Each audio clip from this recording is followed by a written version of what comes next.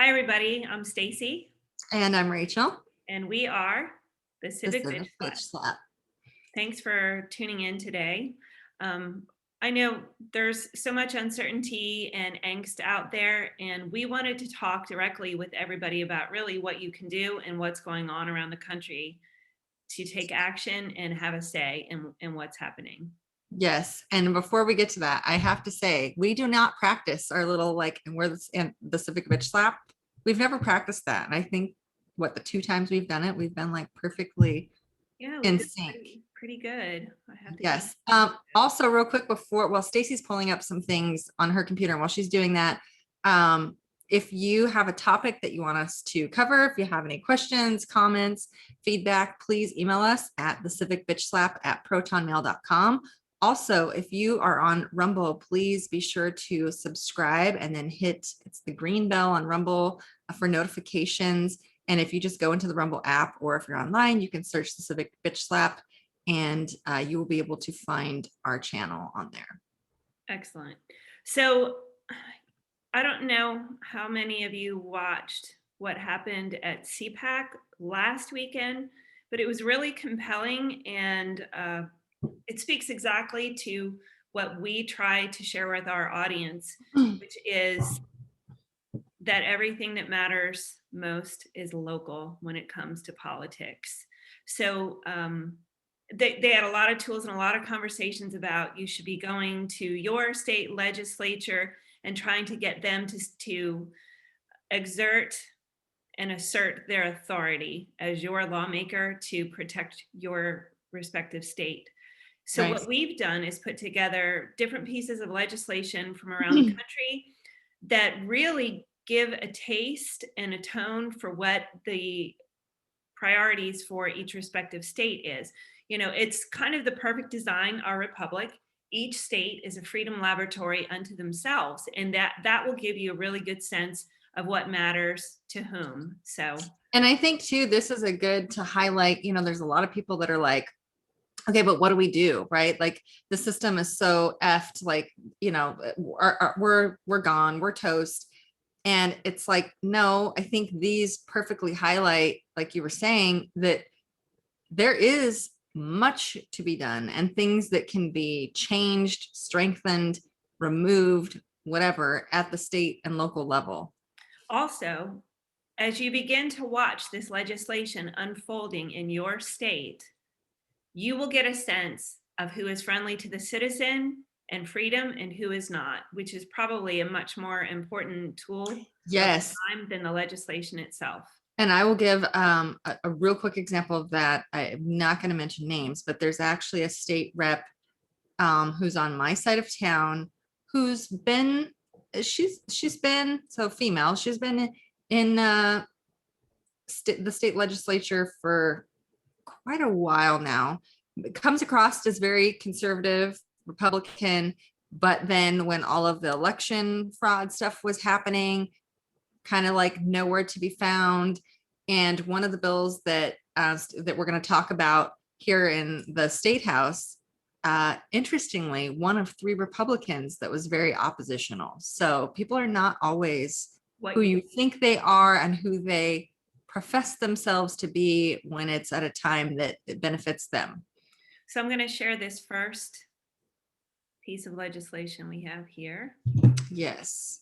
And Rachel, you want to talk a little bit about Yeah, just really, really quick. So in a nutshell, this has to do with voting. And hang on, because I'm going to pull up my little notes. It basically does away with permanent early voting, and it removes voters from the list if they fail to vote in both a primary and general election for 2 consecutive elections. So I'm sorry, go ahead. Oh, no. So basically what they're doing is they're making it so people have to vote day of, right? So early voting, they're like early on early, right? Like, so you can still have, if you're on the permanent absentee, but they're kind of trying to make it so that you have to request that. Does that make sense? Gotcha. Yes, kind of like mass mailing out ballots versus people who request an absentee ballot. It's kind of that sort of thing. So they're not taking away anybody's right to vote. They're just taking away a lot more opportunities for fraud. Yeah. Yeah. It's not disenfranchisement whatsoever. If Well, anything, and this was something that CPAC said over and over and over again, and what a lot of us feel, to not ensure and fortify the integrity of our election system is the worst kind of voter disenfranchisement. How many people have you heard say, my vote doesn't count anymore? mhm. And what's happening, what we saw was very specific general or locations had a lot of voter fraud. It wasn't a nationwide thing. Right. It was in certain specific areas. And so Arizona, one of those areas, is their legislature is working hard to do something to address that. So Yep.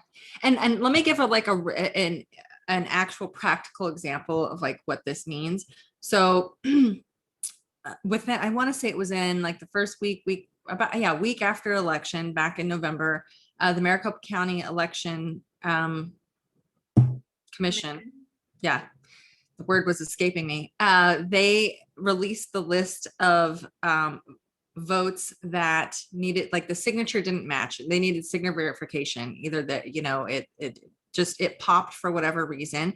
And the parties can get copies of those lists and you can go out and try to do ballot curing, right? Because they only give them so many days that you have to go down to the county election commission office, basically with your ID, and verify that that's your signature and you are like who you say you are. And I went out with my neighbor to go do this. to And do the ballot first curing, right? ballot curing. Yep. Can you explain exactly what that is? I mean, Yeah. So we got the list from the county GOP. They split it out into teams, and it was basically a list. It had the voter's name, basic info, like what you could get from public records if you went down to your county election commission in your state and requested voter data. It wasn't anything insanely private, but and then it had that their ballot, basically there's like a little note, their ballot was basically, if they didn't come prove that that was them, it's not going to count. Their ballot's not going to count. There's questions to the validity. So when you go cure, you basically, it's almost like door knocking. You're trying to get a hold of this person, either at their door or calling them and letting them know, hey, the county election commission has flagged your vote, like your ballot, the signatures, there's a discrepancy with the signature. You need to come verify your ballot. That's what curing the ballot, at least it was in that was a term that was thrown out a lot, and I don't think a lot of people knew what it meant. No, yeah. So that's at least what it means here. So the first house that we went to, the guy did not vote. He received his ballot and he never went and dropped it off. He never mailed it. He never went, because in Arizona, you could just like mail in or drop in your ballot, or you could say, hey, I don't want to mail this and I don't want to drop this one. I want to go vote early in person instead. And they would spoil the old one and you'd vote, in person. He never did that either.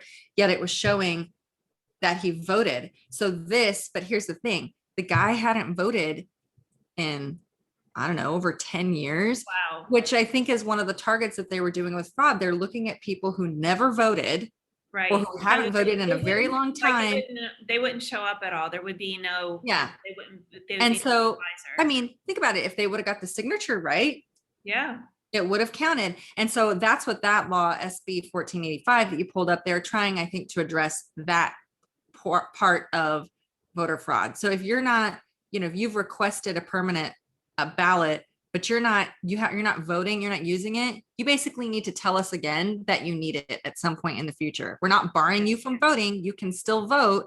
You're just not you're not permanent early voter. Yeah. And here in South Carolina, where I live, we had a big effort to not allow signature verification on these ballots at all. So, and we do have counties where they refuse to let that happen. So you can bet that there was some fraud. They don't allow matching of signatures? Mm-hmm. Yep. How is that supposed to be disenfranchisement? Well, it is if you're trying to steal an election. Yeah. Wow. Yeah. So you can see the importance of that. And that even in a state where there was no fraud, there was certainly the possibility of some. So That boggles my mind. Like I'm still for I people know who it's an are listening insane. and can't see my reactions. That's why I like if you see me like come like this, that's basically my WTF. Like, what am I hearing? So for those who are Yeah. listening, like just for podcasts, I'm leaning like into the screen because I'm so dumbfounded. I'm like, why would you You did not want what? people to make sure that the person that's voting is the person that say they're voting? Like, I know. And so one of the problems we have here in South Carolina too is that each county handles their elections however they want. And we're trying to get because that's not a recipe for disaster, like no, at it's not, all. of course not. So we're trying to get some state standard practices in place. So I think, Rachel, can you talk about Arizona HB 2770? Because I think that's theirs. Oh yeah. Yeah. This is the mask one? This is like the second one I sent, right? Yeah. So Yeah. there's no link to it. Yeah, I didn't have the link ready to that one. But basically this was so our governor, who I cannot stand, but anyway, he actually didn't ever enforce a statewide mask mandate. I'm trying to remember if he had one at the very, very beginning, coming up on a year ago when everything shut down initially. 15 days to flatten the middle Yeah, of oh, the yeah, right. I think in Arizona it was something like 6 weeks or maybe 8 that it was like strict before he kind of like loosened things up a little bit. Um, I'm trying to remember if we ever did have a statewide mask mandate. I can't remember. If we did, he let it expire and said he was going to leave it up to the counties and cities whether they wanted to. So HB 2770 basically is a bill that makes it so businesses aren't required to be like mask police.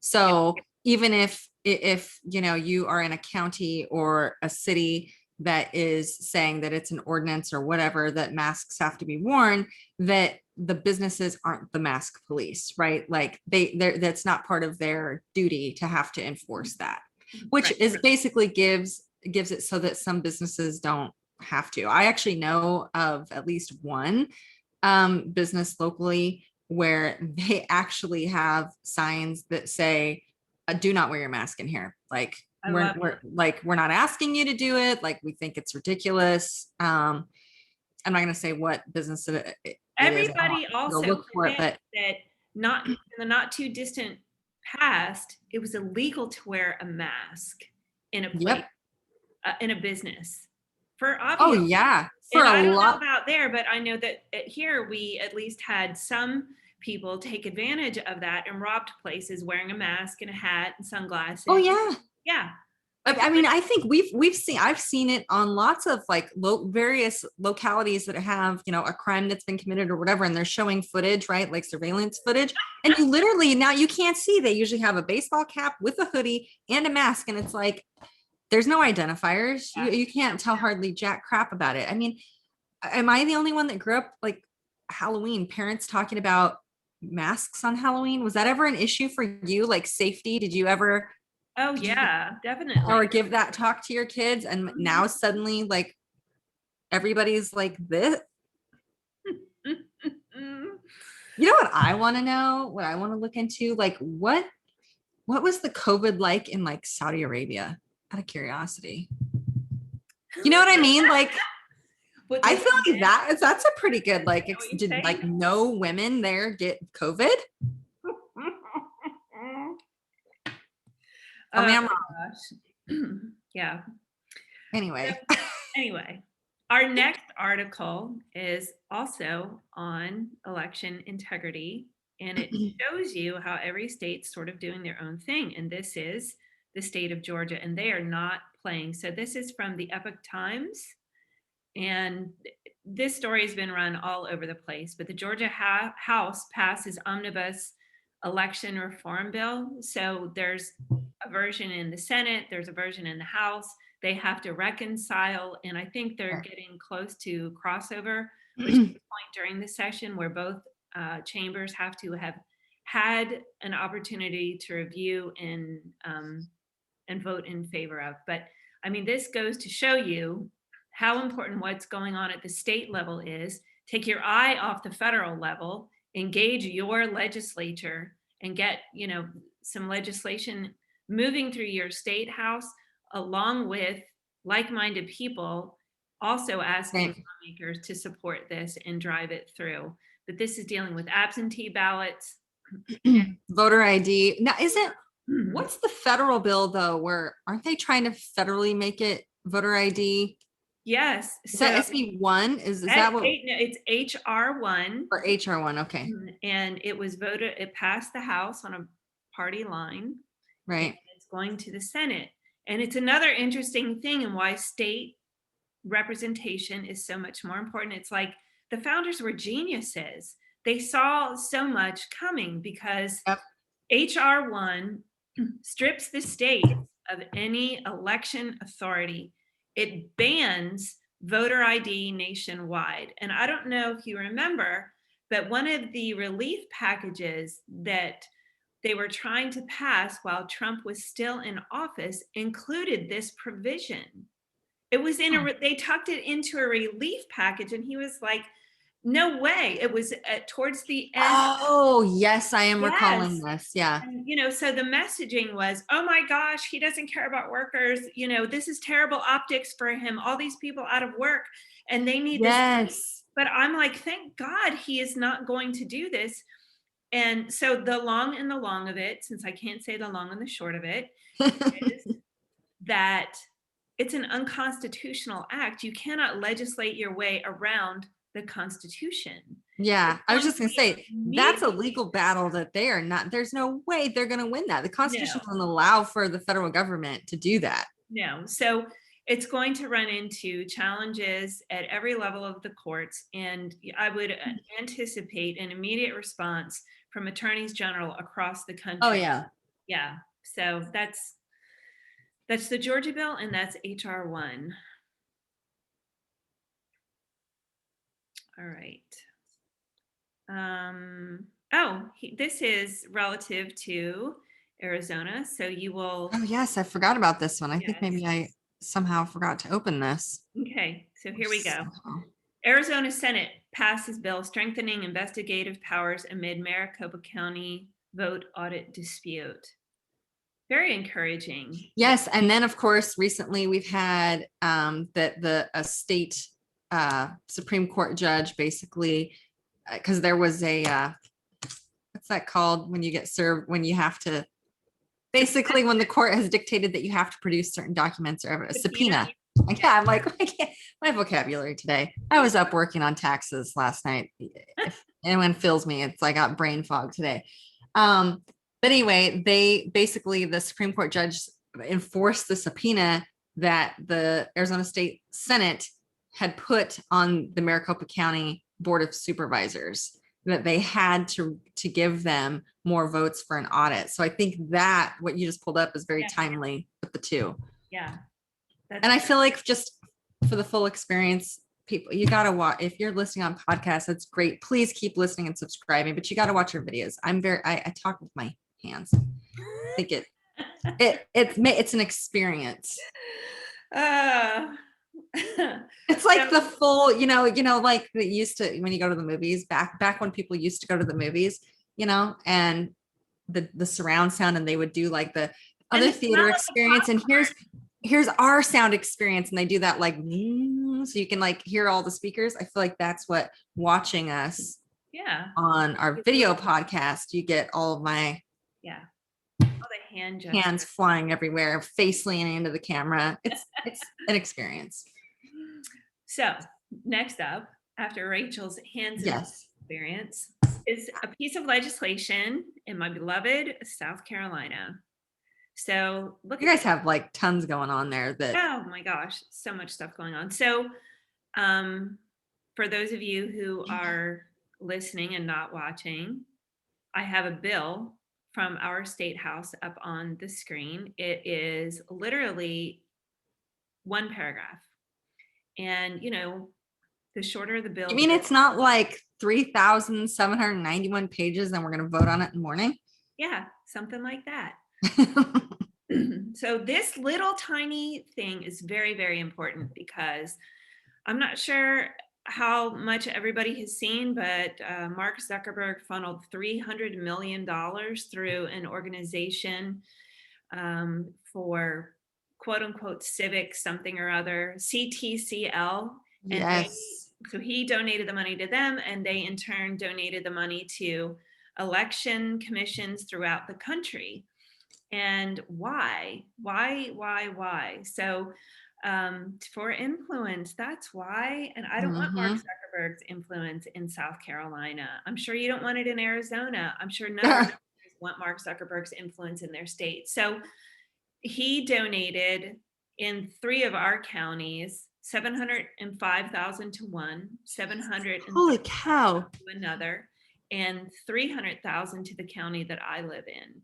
For what? Like, So I think they did it under the auspices of helping to secure and make sure that everything, because of COVID, came off without problems.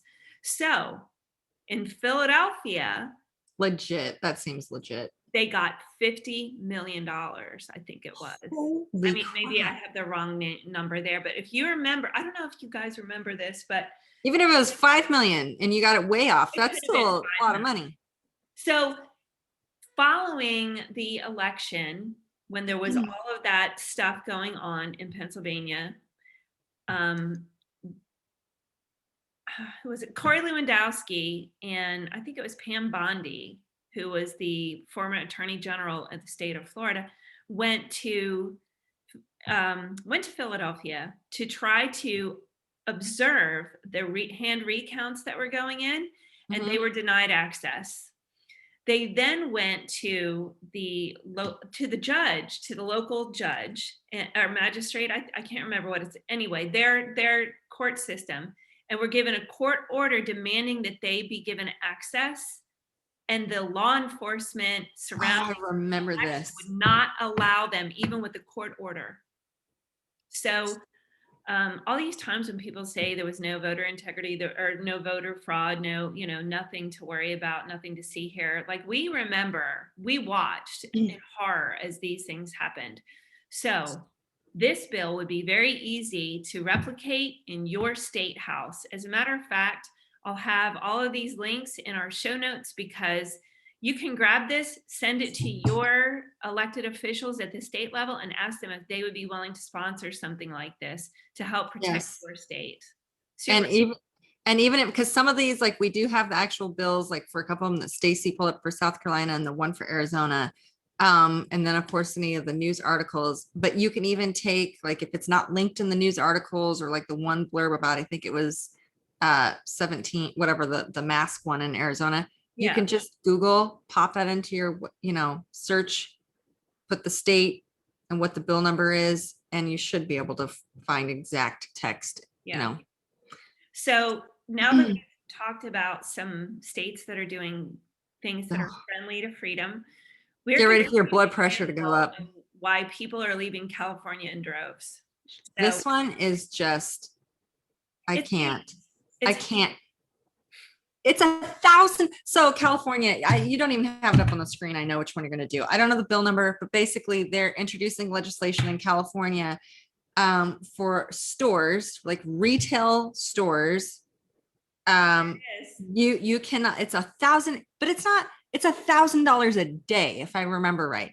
$1,000 a day if retailers have boys and girls sections for toys, clothes, basically anything kids, baby, children related. You can't have any signage at all in your store, anything differentiating between boys and girls stuff. So then, in the it's middle like of a crisis where people don't have jobs, what is a priority to these people is to make sure we don't separate boys and girls clothing and toys. That's what's important to them. That's the big point here. This is what matters to lawmakers in California. Finding department stores. Yes. It is just aggravating. I see your point where you're going with this, like with priorities and stuff, and I'm trying not to get sucked into the actual rabbit hole of the bill, but it still just infuriates me. Like, it's infuriating. It is infuriating, and it starts there. But I think is a good point. If you live in a state that typically tends to follow Arizona or trickle down from the, or I mean, follows California or trickles down from that and getting involved, you could even potentially start to maybe do some things locally or a state level, even if your state is somewhat more left, you could still try to like cut that out before it gets there. Does that make sense? Because usually if it Yeah. starts there, they're going to do it in Oregon, Yeah, so you can, Washington, they're going to do it in New York.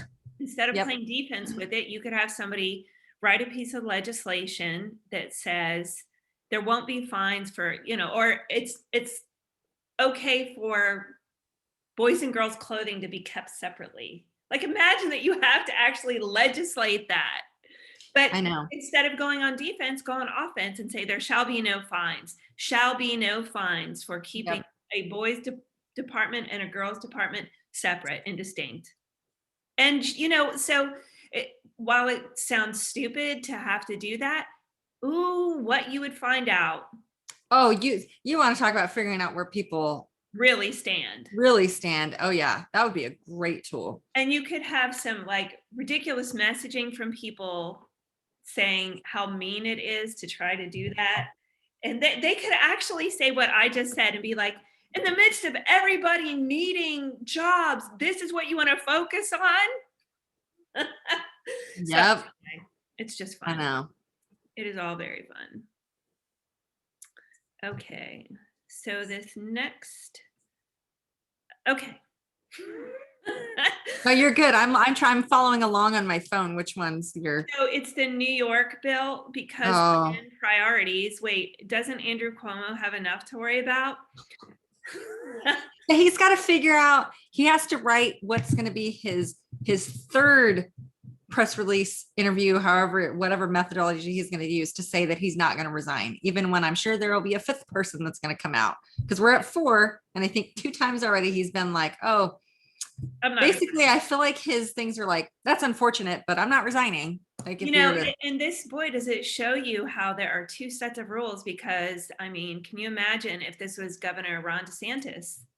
but here's the thing though. I think I mean, no, he would be excoriated. He'd already been, I mean, they'd have been pitchforks at his house already. Yeah. But the interesting thing is, I totally think that this is distraction from his murder, his, murdering The nursing elderly homes, New York elderly population. people, literally sending them to their deaths. But nobody's talking about that because we're talking about the sexual harassment. I would love to speak with like civil litigators who could, like, I'm waiting for that to happen. Civil litigation from these families. I can see a class action lawsuit being brought against the governor personally, the governor's office, and the state of New York. I mean, you have nurses and people working at the nursing homes, like healthcare workers, that have said, like, the opposition that they had to this, the things that they saw. You have people now in the state government talking about how they were told to, what's that called?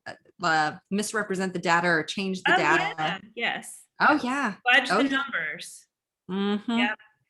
So for those of you who are listening and not watching, I have an article that talks about a piece of legislation that the Governor Cuomo recently signed, which they call it's not the official name, but they call it Walking While Trans Ban Repealed. So they repealed a ban, and the ban was walking while trans. So the messaging from, if you can wrap your brain around that, the messaging from the left is that the transgender community is being targeted by police who are, homophobic or whatever, transphobic. I don't even know the word for it, but and the actual essence of the legislation is when police would see what appeared to them to be a sex worker standing and loitering and walking, trying to get a John, they were able to question them and make them move along, or maybe even fine them depending on the circumstances. Right. So this now limits the police's ability to enforce that. And when you really think about the ramifications of that, so you have the trans community up in arms and saying that they're being targeted. But the truth of it is sex workers are oftentimes being trafficked, and the police are now supposed to just turn a blind eye to that. So, It's- and their war on women. This is my, if you see my eyes keep going across, because it's literally me trying to piece the puzzle, make it make sense. Like, sorry, you keep going about the trafficking. Yes. So it definitely seems like the messaging has gotten so far out of whack, and they say one thing and they're doing something else. Oh And yeah. Rachel, please speak a little bit about the Instagram influencer, the lactation consultant, and Oh my gosh. because it goes to the war on women and erasing women. And Oh yeah. so long, that was what the Democrats said, is that the Republicans were waging a war on women. Oh no, no, What no, no, we're no. seeing now is complete erasure of women. There's I can't remember what the exact handle is. It's lactation something. It's a lactation account. And they basically made a post a couple of days ago. And they put breastfeeding / chest feeding of like, and what did they call it? They were like of a nursing person. Yeah. Yeah. And people were like, what?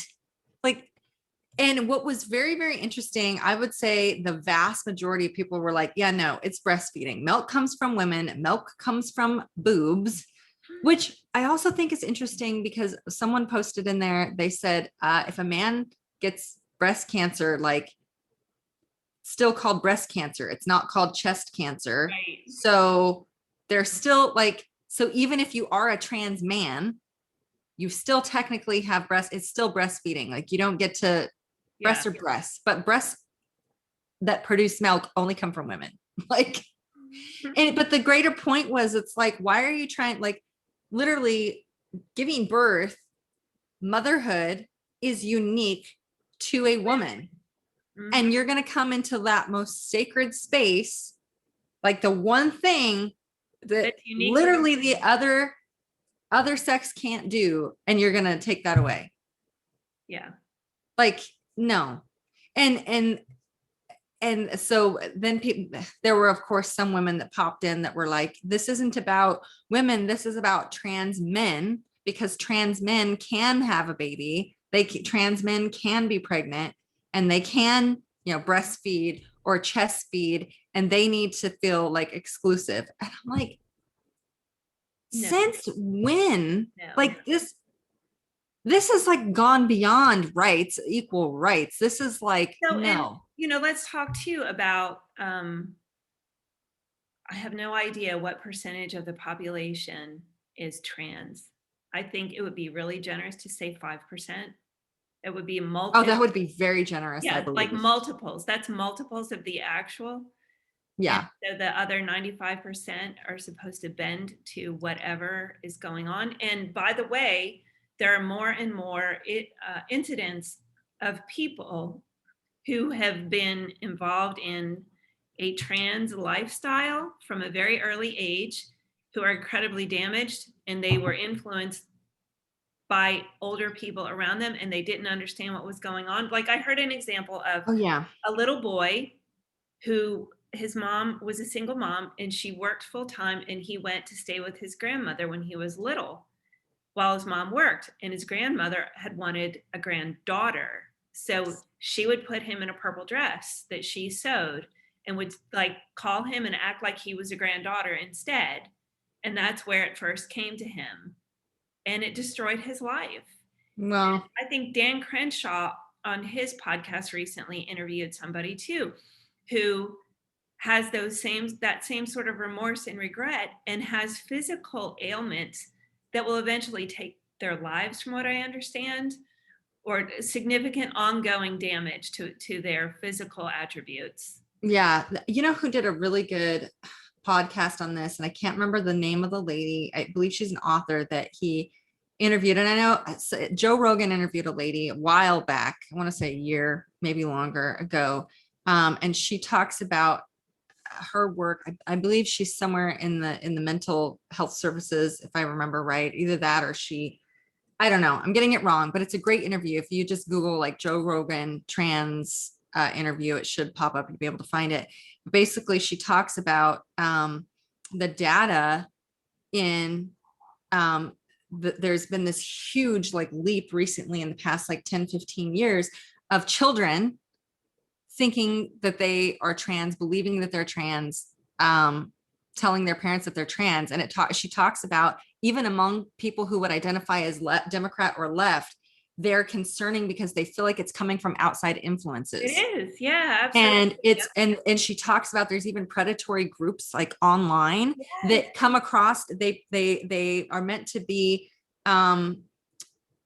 like a loving, giving environment, but what they're actually trying to do is literally convince children that they are trans. And they usually try to find some little, something's wrong or whatever. They latch onto their emotions and they hook them in. And she even talks about the devastation in families where they're going there. I know this isn't, we're not talking about like a child coming out as gay or lesbian to their parents. I mean, 50 years ago, and where it's like, no, you're not actually gay. That's not what we're talking about. We're saying like where parents maybe were in denial. We're having people where like this literally came out of nowhere, and I don't truly believe my child is trans. Like I'm not transphobic. If I actually thought that they were, believed that they were, and this was genuine, I would support them. But I think this is coming out of a place that's not healthy. Like they're being manipulated. They're victims. Well, and you look at some of them are like as young as kindergarten. They're talking to them and about this being, who they really are. They're still trying to figure that out.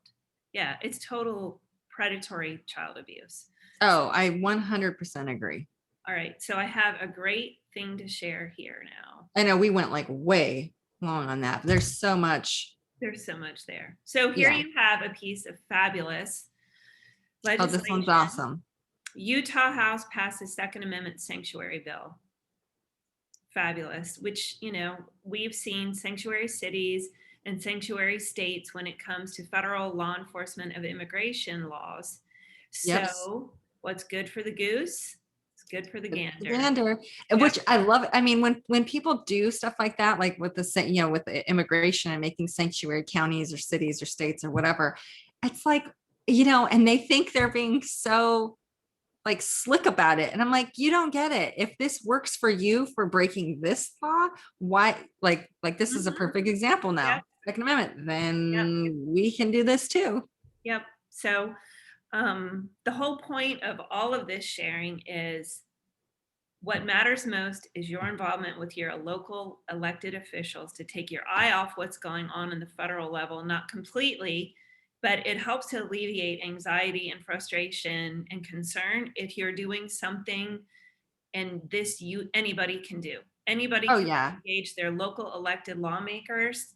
You don't have to visit a state house. You can contact them through the website for your state and have a meeting with them, get to know them, and ask about legislation like this. Oh yeah, it's amazing. There are so many, what goes on at the federal level. I mean, it's great to talk about, like you were saying, it's good to be in the know and pay attention to what's going on, but you can get sucked in and into despair. And I feel like a lot of times, a lot of people are like, there's nothing we can do, or Republicans are all talk, no action. And it's like, let them be that way on the federal, let them do their distracting whatever, and get down to work in your local state and county where you actually can affect a difference. Yeah, and the people that are making decisions at the state and county level have more impact on your day-to-day life than any federal official ever will.